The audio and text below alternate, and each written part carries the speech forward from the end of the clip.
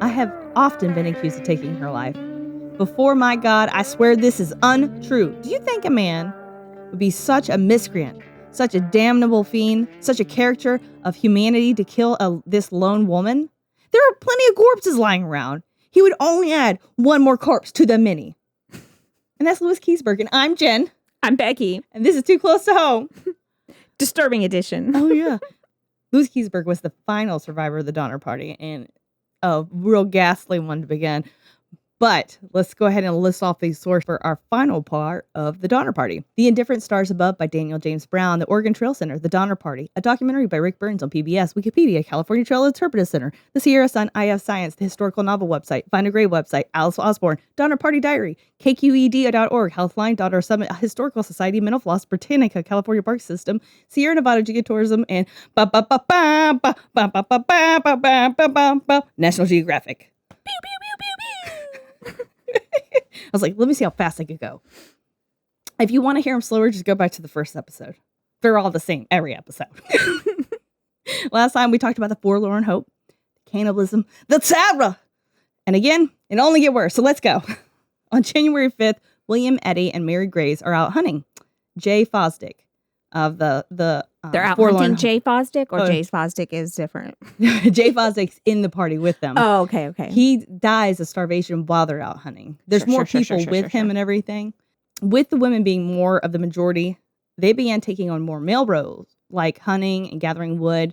But truly, social expectations do go out the window in survival scenarios. And I feel like if it was me and you, we'd be some boss bitches out there trying to hunt too. Oh, for sure. Listen, I might not know how to fish real well, but I'm going to figure it out. I'd be like, look, JJ and Jimmy, y'all went out 3 days in a row and didn't bring shit back. I'm going with y'all this time. Y'all obviously doing something wrong. You can't find the ketchup in the fridge. I'm not sure you can see the deer in the woods. This is exactly what I think is you in like camo, right? And you have the gun held up, pointed, and then all of a sudden come up Jay goes behind you. You lose your mind. Oh, you get away from me! Did you see this? You made the deer run. Sounds so accurate. Because exactly what Jimmy would do. My glasses are even fogging up. I can't even handle it. Okay. So, what you doing? By the time they had come back from hunting, Jay had already been disassembled for food. They asked his wife, Sarah, so she replied with a sigh, "You cannot hurt him now."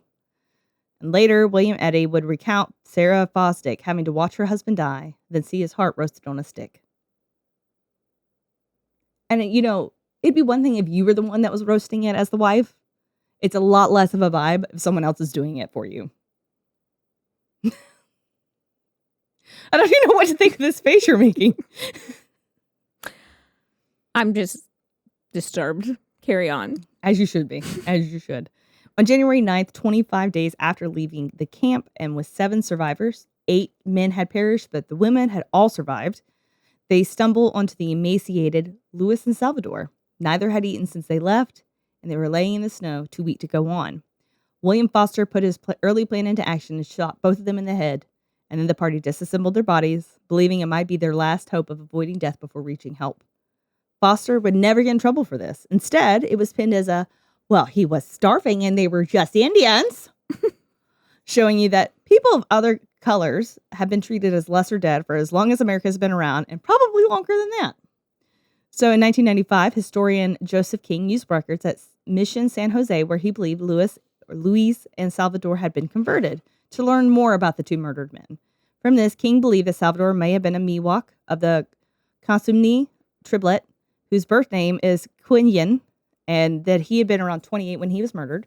King believed Lewis must have been Okehami Miwok with the birth name Amma, who was just 19 when he was killed for food. Mm. On January 10th, the American Marines win the war against Mexico, making California a part of U.S. in all but official title. So James Reed, knowing that the war was over and that the relief party could begin again with the strength needed to get over the Sierra Nevadas to rescue his family finally. Simultaneously, the forlorn hope survivors stumbled into a Native American Maidu settlement. After initially scaring them away because of how horrid they looked, they did return and help the survivors by providing what they could: acorns, grass, and pine nuts. Little do they know that was in their knapsacks was the leftovers of Louis and Salvador. Yeesh. William Eddy was so weak, he paid a Native American half a bag of tobacco to bring him to the closest farm on the edge of the Sacramento Valley. There, on January 17th, a young woman named Harriet Ritchie opened her door to what seemed like a ghostly specter. In a small voice, he asked for bread, and they helped him to bed, where he would recoup and tell about the horrors of being lost in the Sierra Nevadas with the forlorn hope. He would tell about the 900-pound bear he killed, and that his wife had subsequently hid some of that meat in his bag and helped him survive to avoid cannibalism as long as possible. And of course, he never shared, and of course, he was the strongest of the survivors. Because fuck everybody else. Like, it was like the first day out, he opened his bag, there's a whole bunch of meat, and he's like, whoop, well, that's going to be a little tool for me later. Stanton, who was the original leader, had passed in that he only knew the Miwok village language and to fully speak to Luis and Salvatore, so it caused a ton of communication problems. What would have normally taken 6 to 8 days took a grueling 33 days to find help with Eddie's last few steps to Johnson Wretch, leading them back to the remainder of the forlorn hope. They were bloody steps, for his clothing and shoes had pretty much worn away from the wilderness, or he'd eaten them in starvation. He was barefoot, and with being barefoot in the snow, you get signs of severe hypothermia and blistering of the skin, which would rupture and bleed. And so it was bloody footprints for 6 miles. Things would start to dissolve, changing people from normal, everyday people to desperate people trying to survive at all cost. This showed in the graves coming to collect for the cow that they sold by taking nearly all of the Reeds' good hide, because they were awesome. Well, really all they had was hide. And they're like, we'll leave you a piece of hide for you to feed your children. That's nice. Mm-hmm. By February 5th, the first small relief party left the Johnsons' ranch and slowly trekked up the mountains, with James Reed following 2 days behind with another wave of relief. And think about it, and we talked about it before, this is all wilderness. And it wasn't like we had like fucking helicopters and shit. Yeah. No one was sending a drone out. No. And the people who did go out had to be paid because nobody wanted to go out because it's still fucking wintertime in the fucking Sierra Nevadas. And they're like, dog, I'm not going to die for their bad decisions. Yeah. No. Regardless, they persevered. Finally, we concluded would go or die trying, for not to make any attempt to save them would be a disgrace to us in California as long as time lasted, as recalled by rescuer Daniel Rhodes. Days prior in San Francisco, they raised funds and also helped organize a party to rescue the immigrants. John Sutter, of Sutter's Fort, Captain John Edward Kern, the fort's temporary commander, offered $3 a day to anyone who would join the rescue party. Relief was far away, and many of the survivors at the lake wouldn't last. Lantern Murphy, Lewis Keseberg Jr., Augustus Spitzer, Milt Elliott, Eddie's daughter Margaret, and his wife Eleanor, and Harriet McCutcheon would all die of starvation before February 10th. The general vibe of the camp was shambles. Oh, yeah. Surviving only on hides at this point. Patrick reported his wife's worries. Peggy, very uneasy for fear we shall perish with hunger. We have but a little meat left, and only part of 3 hides has to support Miss Reed. She has nothing left but 1 hide, and it is on Graves' shanty, because they were using the hides to cover them too. Milt is living there and likely will keep that hide. He also would report some of the earliest signs of spring, some slight thaws, rains, but it was still icy, still brutally cold. The desperation was thick in the air as young Virginia Reed would bargain with God. Everyone has gone to bed, but I could not sleep. Looking up through the darkness with my hands clasped, I made a vow that if God would send us relief and let me see my father again, I would become a Catholic. Daniel Rhodes, the rescuer, spoke about what it was like making it to Truckee Lake on that February 18th morning.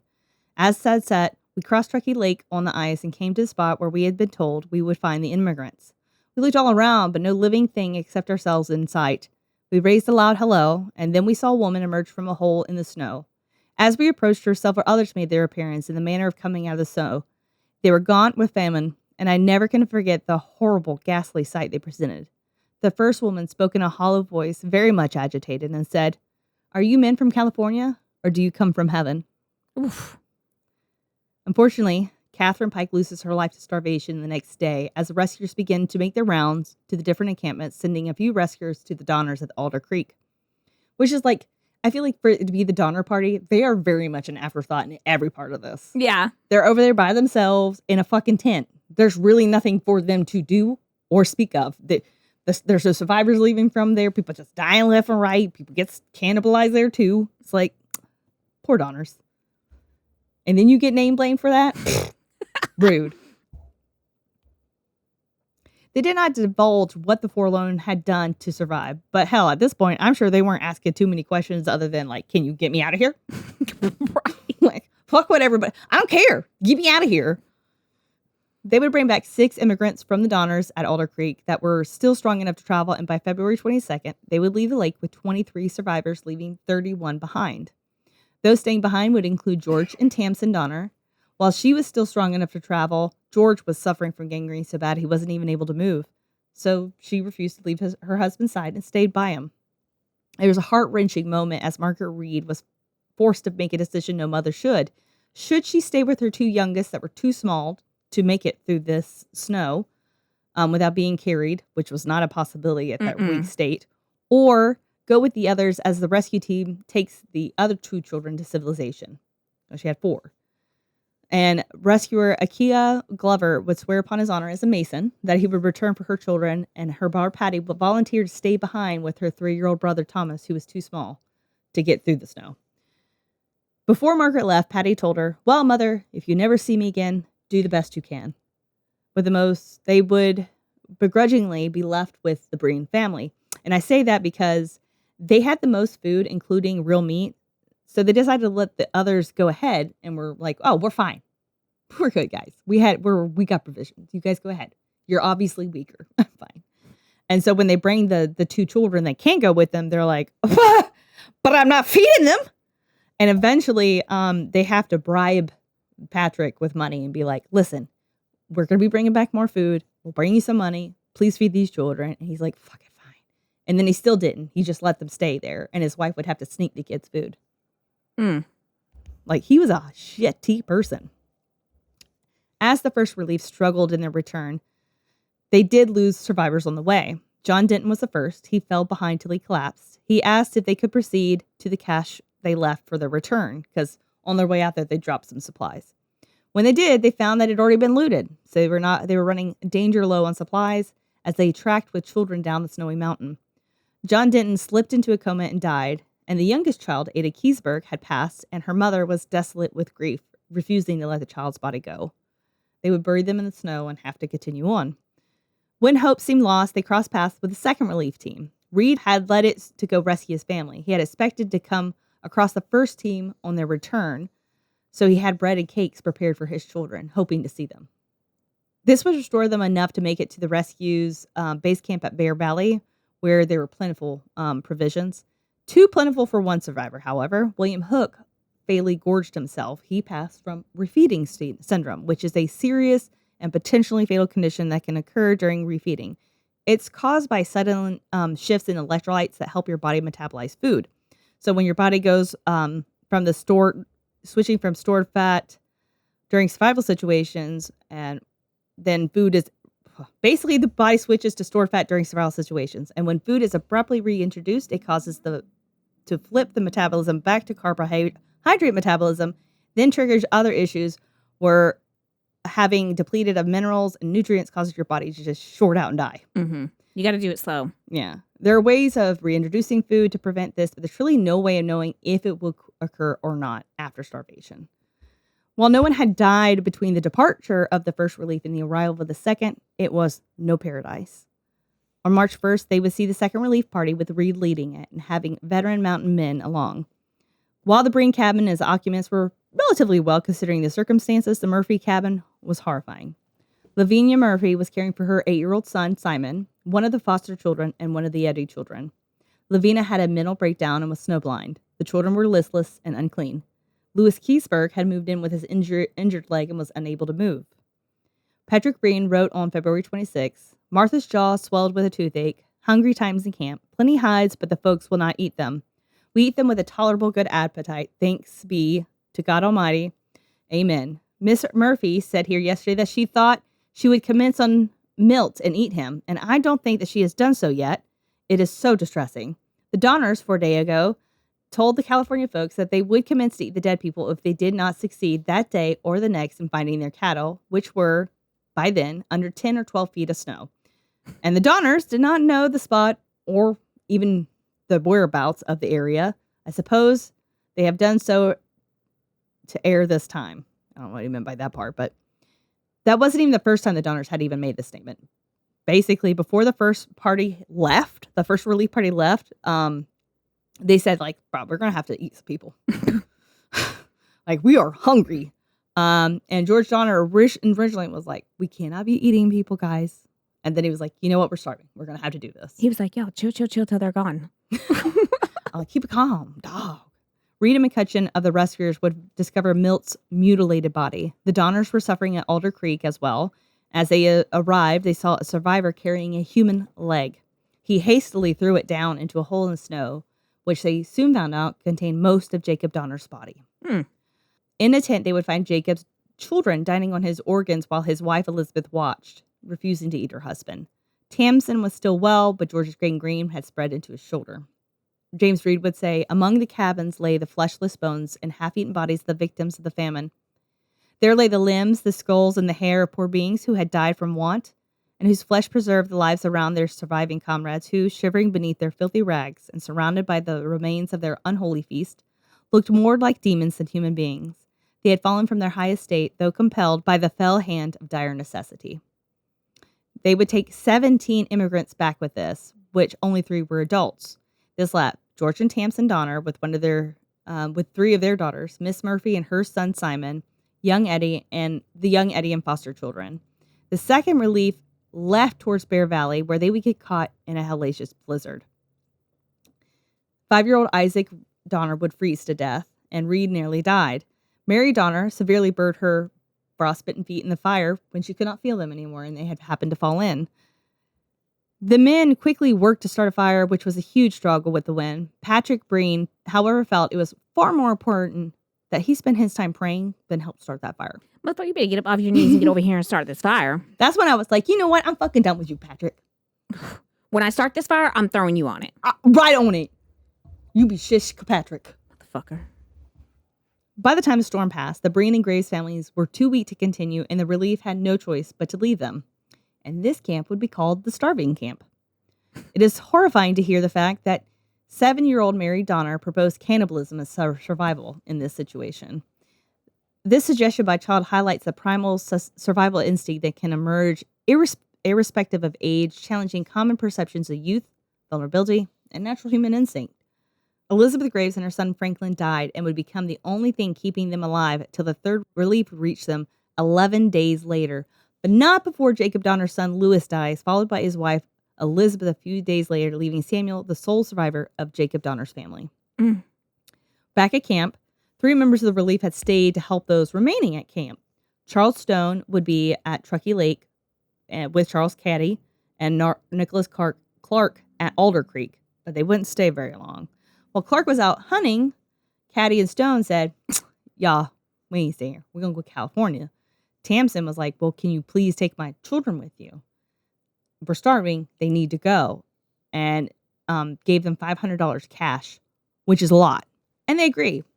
But they take the kids literally from Alder Creek to Truckee Lake and leave the kids with Lavina and Mr. Keseberg. That's nice.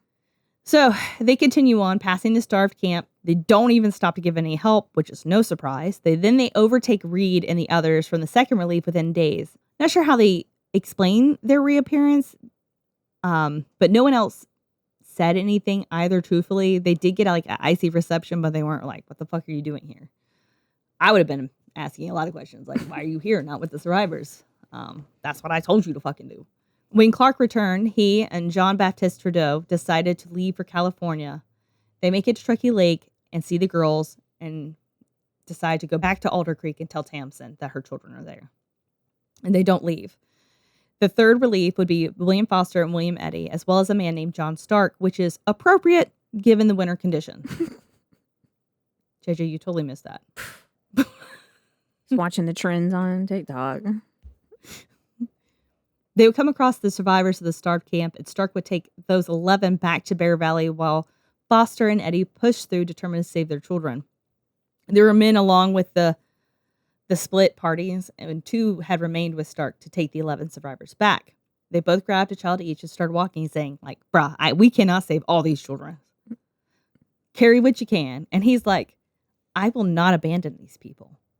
And so he ended up saving all 9 survivors. So he'd pick up a few at a time, go forward some, drop them, go back, pick up some more, and just frog hop him all the fucking way back to civilization. He's going to heaven. Fucking yeah, he is. To give you perspective, this is a 220-pound man. He pushed through crazy circumstances, 24 feet deep snow with freezing temperatures. It was so brutally cold that even the relief parties got frostbite.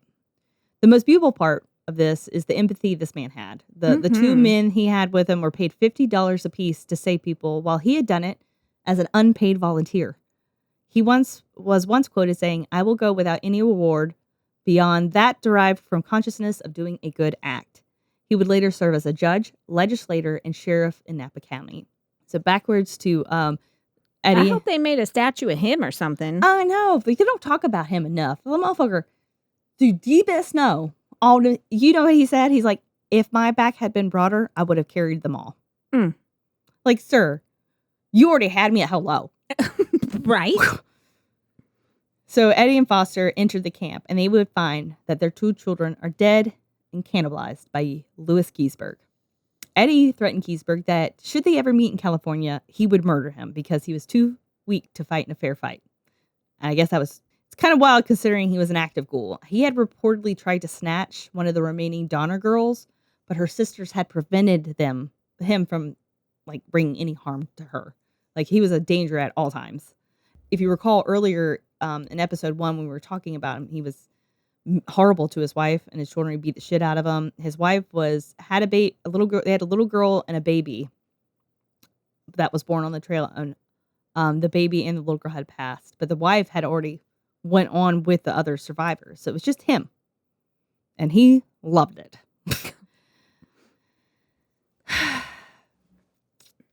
George Foster wouldn't be so lucky. He would die that night by Lewis Keseberg. And Lewis Keseberg would deny it, but Lavina Murphy was like, dog, I was there. I seen it. James Eddy starved to death at least. So at least he didn't come to harm alive. And his body would be cannibalized as well. A member of the relief party would recall later of the camp. The picture of distress was shocking indeed. They had consumed 2 children of Jacob Donner. Miss Graves' body was lying there with most of all the flesh cut away from her arms and limbs. Her breasts were cut off, her heart and liver taken out. Her little child, about 13 months old, sat at her side, one arm upon the body of its mangled mother, sobbing bitterly, crying, "Ma, Ma, Ma." While Tamsin was still alive, she had just gotten to her daughters at Truckee Lake at the same time that the third relief had arrived. George and her nephew Samuel did not have long and certainly wouldn't survive the trip, so she had chose to stay back with them when that third relief had left, or when the second relief had left, just to be there with them in their last few hours. Lavina Murphy was very close to death, and Lewis Keseberg, well, nobody wanted him. So the relief would leave the camp with the 3 Donner girls, Simon Murphy, Jean-Baptiste Trudeau, and they did give Tamsin one last chance because they knew that the next relief would be months away. There would not be anytime soon. That was absolutely correct because it would take a month for the final wave of relief, which was more aptly named a salvage team. Mm-hmm. This was due to all the cached goods that the pioneers left on the way to California. So it was important that they be recovered, not only to divide amongst the survivors, but, the relief, because we risked our lives. I mean, in all honesty, yeah. I guess. It's only fair.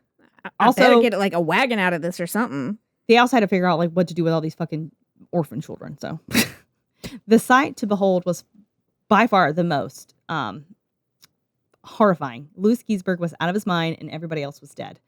I'm sure it was like a pioneer version of Ed Gein's home. This is what it was reported by Keseberg. He made a skin suit out of everybody walking around. Yeah. Keseberg would report what would happen, but there was doubts about what he said. He said of course. And it took him a while to even find him at first. They kept just finding bloody footprints everywhere. Oh, yeah, I'm sure. And it wasn't bloody from his feet. It was bloody because he's dragging around dead. Like, he was just going here, snacking here, and going over there. And he probably at this point looked like, what is it, Gollum? Mm-hmm. The one who's like, Basically.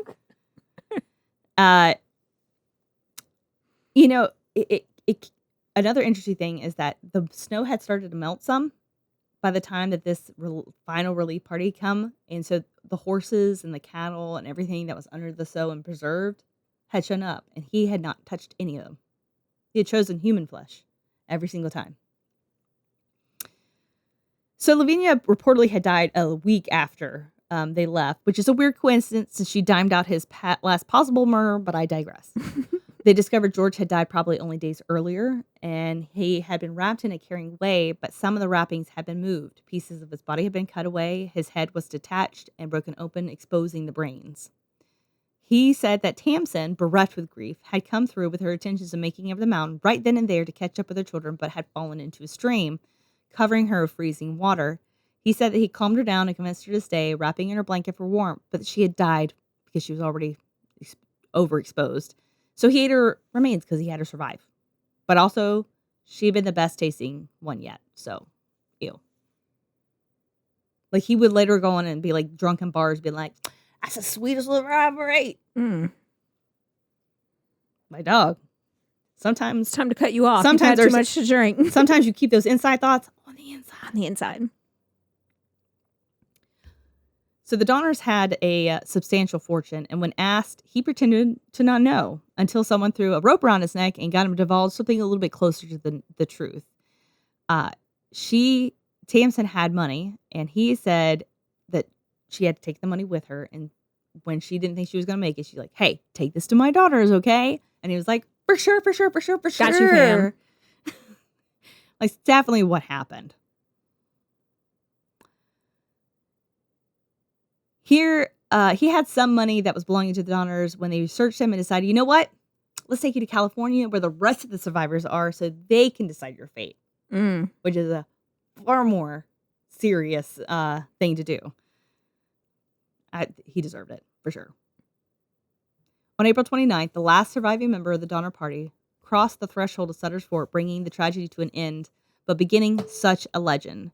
It's a reference still used today. Donner, party of 5, your table's ready. But in reality, they were the victims, not deranged cannibals. In June 1847, General Stephen Watts Kearney reached the cannibal camp, which he so cleverly named. He and his party would gather the remains into the Breen cabin where Lewis Keseberg was found just a few months before, and they burned it to the ground. 89 people left for California, and only 48 survived. 22 of the dead would be cannibalized. The Donner families would suffer the most losses. This could be in part of them not making it to Truckee Lake where there was better shelter. All 4 adults and 4 of the children would die, and the remaining children, including Eliza Donner, would be adopted to other people. Eliza, who was 3 during this ordeal, would give her own account of the Donner Party in 1911 with the assistance of her sister's stories as well. The Breens and the Reeds all survived. The Breens would settle in San Juan Bautista and run a hotel during the gold rush, and that's when a journalist would write about staying with cannibals, which would get printed in Harper's Magazine in 1862. Thankfully, they did not include the Breens' name, so it didn't out them too bad, but eventually he would change careers and become a successful rancher. Their youngest child, Isabella, was only 1 during the ordeal and would be the last survivor to pass. She died in San Francisco in 1935 at 89. Wow. Yeah. The Reeds settled in San Jose with 2 of the Donner children living with them. Virginia Reed would write to her cousin about our troubles getting to California, and journalist Edwin Bryant would publish it in the Illinois Journal in December 1847.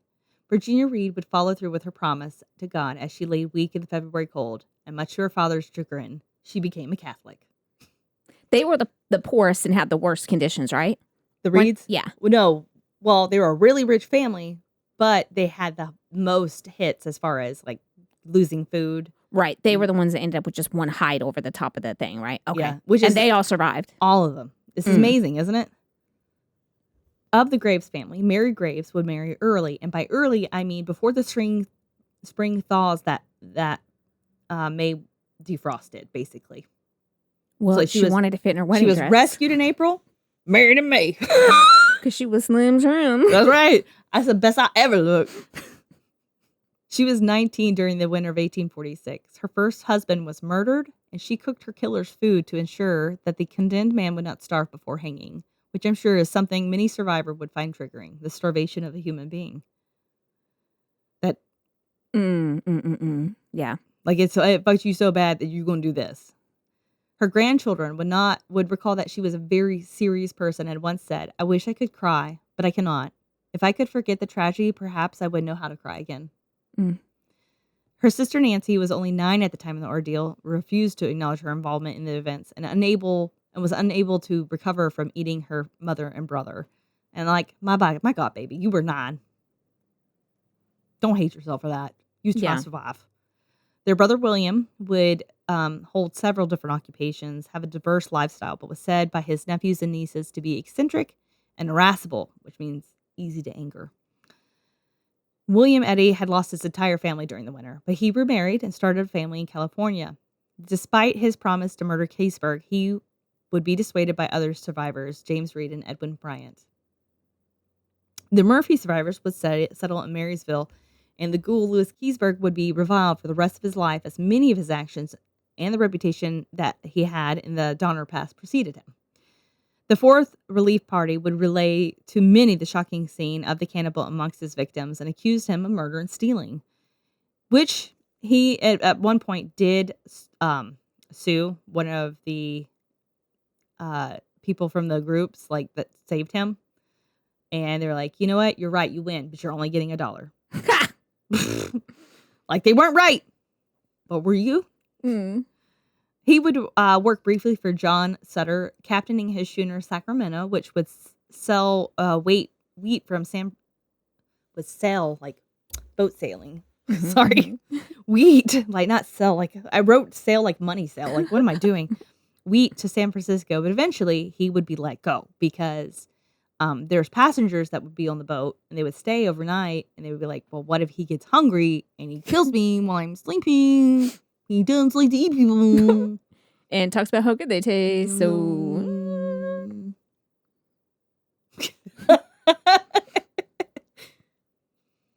eventually he would get lucky in the gold rush and own a hotel. After it burnt down, he purchased an old bar and he converted it into the Phoenix Brewery. This brewery is known for introducing lagers to Sacramento, if not the whole western coast of the U.S., as lagers were generally a Pennsylvania Dutch region beer. A cannibal. Thanks. Thanks, cannibals. This brewery would be lost in the Great Flood of 1862. And while his children died, his wife did survive, and they would have 8 more children. They had daughters before his wife passed in 1877. He would be interviewed by Charles McGlashan and report that 2 of his daughters had intellectual disabilities and struggled to care for them as he was afflicted with misery and desolation. He still swore his innocence in Tamsin's death. "I have often been accused of taking her life. Before my God, I swear this is untrue. Do you think a man who would be such a miscreant, such a damnable fiend, such a character of humanity as to kill this lone woman? There are plenty of corpses lying around. He could only add one more corpse to the many."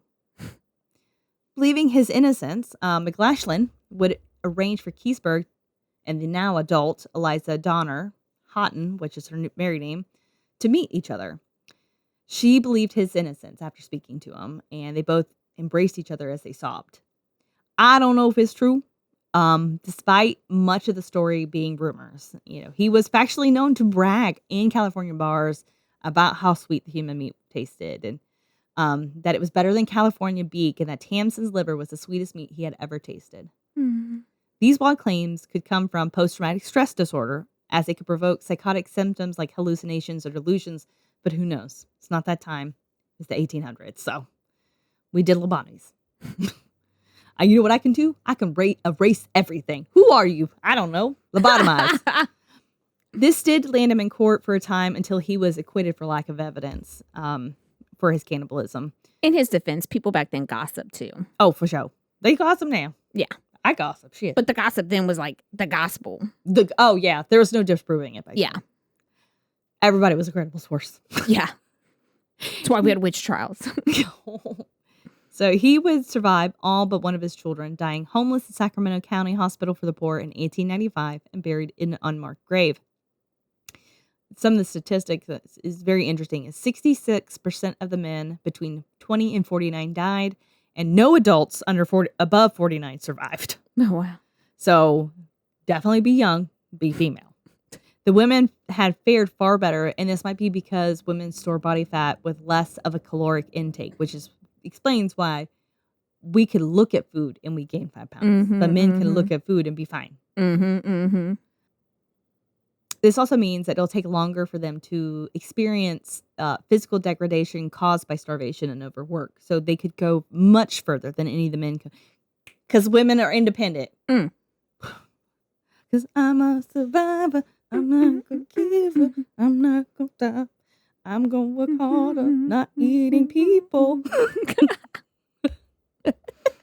Sorry, guys. This also might be because men did take on the more dangerous tasks like hunting, lifting, building, all that other shit. Whatever. I'd say women are hardcore, okay? It's also interesting to note that the larger the group was, the less fatalities they experienced. The Breen and Reeds were the largest, and they lost no one. It's despite the Reeds having the least supplies out of everybody. The Greys were next in size, and the only ones that had passed had done so because of extreme weather conditions, usually during blizzards. The single men, the teamsters, the guides, they lost the most, and maybe because families can huddle together for warmth. They shared what they had amongst each other, and they were able to band together to mentally persevere through such a horrific experience. Well, Lansford Hastings, though, his cutoff would be an abandoned route. As far as it being a cutoff so far. He would later serve in the Mexican War, then the Civil War, where Jefferson Davis met him and then was like, you know what? You're a fucking general. Legit happened, which I mean, snakes are charming. I see. Despite all his attempts at glory and riches, he would die in the Virgin Islands on St. Thomas of yellow fever. Many ex-Confederates had left the U.S. to establish colonies in Brazil when the war ended, and he was one of them. He was trying to transport supplies to the Brazilian colony of Santarém. Since the Donner Party left, the sites of their misfortune are marked only by the Donner name, which serves as a reminder of its gruesome past. Truckee Lake would become Donner Lake. The pass is Donner Pass. And, of course, the whole area is Donner Memorial State Park. It's not exactly when it changed, but it was a nickname until it became a state park in 1928.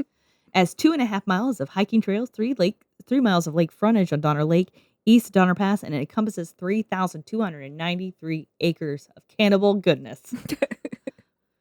From the museum, it takes you 200 yards to a large granite boulder, and that was the one the Murphy, Pike, Bosser, Eddie, like all of them were in that cabin, the Breens. Its plaque will say, General Kearney buried the victims, burned the home in this spot, followed by names of the complete party and which who had survived and which had perished. There's also a plaque on the site where the cabin stood, giving credit to the 19-year-old Moses Schallenberger for the building of the cabin that the Breens would survive in. The courage and resolution of Moses Schallenberger during his solitary winter ordeal in this cabin makes him one of the true heroes in the saga of California Trail. That's what it says on it. The trees that were partly cut, they stayed around for a long time. No one's going out there and pulling stumps out of a fucking state forest, okay? Nobody's doing it. But it does give like a eerie reminder because they cut it off at the snow line. Well, some of those stumps are 12 feet or more tall. So it shows you just how much. And it doesn't snow like that. I feel like I believe it was like one of those years that they got far above average on everything. So that makes it even more terrifying. I think there's only one stump left. Why don't we go there when we were in California? It's a good question. We should have. Mm-hmm. We'll have to go back now. Now we have to go again. Oh, no. You also find a monument that took 17 years to create. It was unveiled in 1918, a 44-tall pedestal of beautiful stone, and it holds a bronze pioneer family. The plaque on the front of the pioneer statue reads, virile to risk and find, kindly withal and a ready help, facing the brunt of fate, indomitable, unafraid. The plaque on the back of the statue reads, Near this spot stood the Breen cabin of the party of immigrants who started for California from Springfield, Illinois in April 1846 under the leadership of Captain George Donner. Delays occurred and the party reached this locality on October 29th. The Truckee Pass Immigrant Road was concealed by snow. The height of the shaft of the monument indicates the depth of snow, which was 22 feet. Mm. After futile efforts to cross the summit, the party was compelled to encamp for the winter. The Graves cabin was situated about 3/4 of a mile to the eastward, the Murphy cabin about 200 miles southwest of the monument. The Donner tents were at the head of Alder Creek. 90 people were in the party, 42 perished, most of them from starvation and exposure. In commemoration of the pioneers who crossed the plains to settle in California, the monument, erected under the auspices of the native sons and the native daughters of the Golden West, dedicated June 6, 1918. It unfortunately lists the victims' survivors, and some of it's incorrect. You had 17 years to build this bitch, and you can't get the list right? Oh. Anyways, that's just me being a judgy Judy. Today, the park receives 1.5 million visitors and hosts an annual triathlon with plenty of both winter and summer activities. You want to go skiing in Donner Pass? Let's do it. Just bring your knife and fork. Oh, side note, when we go back and visit it, not in the winter. Not in the winter. Not in the winter. No. That's right. You can go tubing at Donner Pass. It's still an activity. After the party left the pass, it became a route for other travelers. So even though it wasn't used, his shortcut wasn't used, it still became a pass that was included in many trails, including the California Trail, the first Transcontinental Railroad, and the Lincoln Highway. But for many of us, we will always remember it for those it's named after, the Donner Reed Party. And that, my friends, is the story of the Donner Party. Very good job. And I learned a lot that I did not know. I mean, outside that one asshole, they did what they had to do. I thought they killed folks and ate them. That's not what happened. That's what I thought. In my brain, it was a whole bunch of people in a cabin they built, and we're all doing the matchstick thing. Who's got the shortest matchstick? Yeah. Looks like Donnie's dying today. Right. I'm just why in the very beginning did they not hurry up and cut down some trees and build a log cabin quickly? One of the many questions. Why didn't they listen to the mountaineer man who said, "Dog, I know this area better than I know my own ball sack." Okay? Forget my hand, my ball sack, okay? Did I miss in all the names? What happened to the homie that was leaving the notes that was ahead of them? Did he make it? That's Lansford Hastings. He's the one who died of the yellow fever. Okay. Yeah. Well, you did a very good job. I enjoyed that. Thank you. All I did for the last 3 weeks was tell Jimmy all these fun facts. I even bored JJ some the other day with it. I was like, I can't tell Becky, but I can tell you. Went thoroughly enjoyed all three. Oh, yeah. It makes me want to now talk about more cannibalism, I really was actually looking for just a historical story that wouldn't be really depressing, and I went for the wrong one. You did. You certainly did. Because I was like, well, the next one, I'm going to try to write about this girl that was in a dungeon for 20-something years, and that's going to be real depressing. So let's talk about cannibalism instead. Because that's not sad at all. Speaking of cannibalism, I'm hungry. Let's go eat some dinner. Yeah. So don't forget to find us on our socials, Instagram, Facebook, Snapchat. Check out our merch. Let us know your own too close to home stories. Did you cannibalize somebody? Have you been down the Donner Trail? Yeah, let me know. Did you go tubing on the Donner Pass? Is Truckee Lake pretty? Are there ghosts? Can we visit the ghost? Mm. I'll bring my baby Ouija board. You damn right I will. So don't forget to rate and subscribe on all our platforms. We gain more visibility and would love the help if you would take a moment to leave us a review. Super thankful for you guys. You guys are always super patient. We know that we're not always super regular with these episodes, but we also make $0.00 and have to do other things. True story. But you can change that. I don't have to cannibalize my husband. Yeah. I mean, JJ doesn't have a lot of meat on him. Look at him. He's so skinty. First of all, that's so sweet of you. Look at her. He said they're patting his belly. The heart ate first, JJ. Well, he's got a big one. Oh! Well, until next time. Stay safe. Keep your head on a swivel. And don't bring it too close to home. That you eat your husband's heart. Unless he dies first and you have no food. And then you hope it's somebody like JJ who has a big heart. And then roast it on a stick. Yum. Bye. If you enjoyed this episode of Too Close to Home, don't forget to rate and subscribe to us on most platforms. Follow us on our social media at Too Close Home Pod on Facebook, at Too Close Podcast on Instagram, or if you have your own Too Close to Home experience, shoot us your story at tooclosetohome@yahoo.com. Thanks for listening.